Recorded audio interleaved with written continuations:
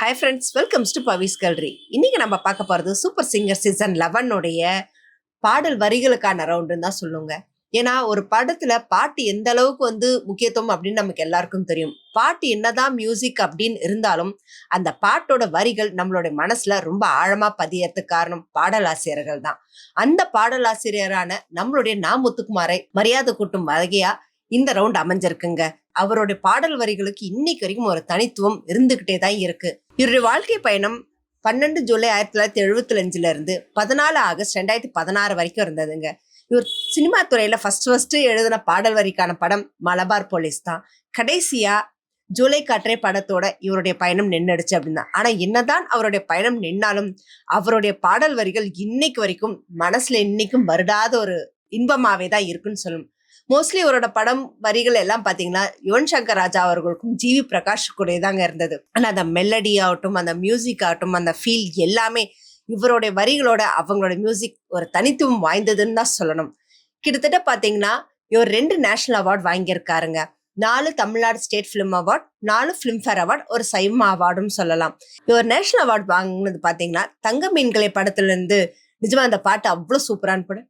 ஆனந்த யாழை மீட்டுகிற ஆக்சுவலா அந்த வரி நிஜமாவே அந்த அப்பா பொண்ணோட ரிலேஷன்ஷிப் செம்ம சூப்பரா இருக்கும் தான் சொல்லும். அந்த பாட்டை கேட்கும் போதும் சரி, அந்த பாட்டை பாக்குறதுக்கும் சரி, ரொம்பவே ஒரு வித்தியாசமான ஒரு ஆங்கிள் எடுத்திருப்பாங்கன்னு தான் சொல்லும். அடுத்ததா சைவம் படத்துல இருந்து அழகி அழகி.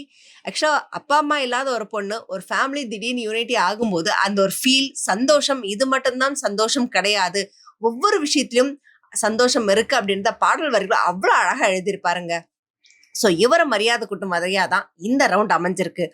இந்த ரவுண்ட்ல நம்மளுடைய சரண்ராஜ் பாடியிருக்க பாட்டு கற்றது தமிழ் படத்துல இருந்து பறவையே எங்கு இருக்கிறாய்.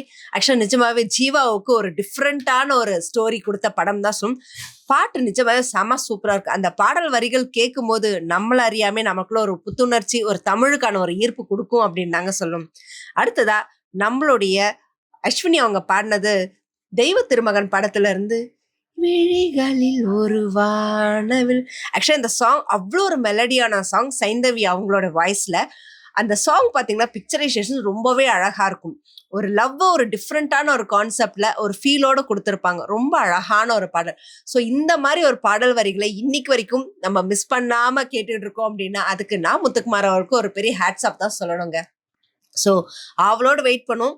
அடுத்தடுத்த கண்டஸ்டன்ட் என்ன மாதிரி சாங்ஸ் எல்லாம் எடுக்கிறாங்க, எந்த மாதிரி வரிகளை நம்மள எல்லாரையும் மிஸ் பண்ணி ஃபீல் பண்ண வைக்கிறாங்க அப்படின்றத நம்ம பார்ப்போம். ஸோ இதை பத்தின கமெண்ட்டை கமெண்ட் பாக்ஸ்ல கொடுங்க. இந்த மாதிரி இன்ட்ரெஸ்டிங்கான அப்டேட்ஸ்க்கு என்னோட சேனல் சப்ஸ்கிரைப் பண்ணிக்கோங்க. பக்கத்துல இருக்க பெல் ஐக்கானும் கிளிக் பண்ணிக்கோங்க, நோட்டிபிகேஷன் மிஸ் பண்ணாம இருக்கிறதுக்கு.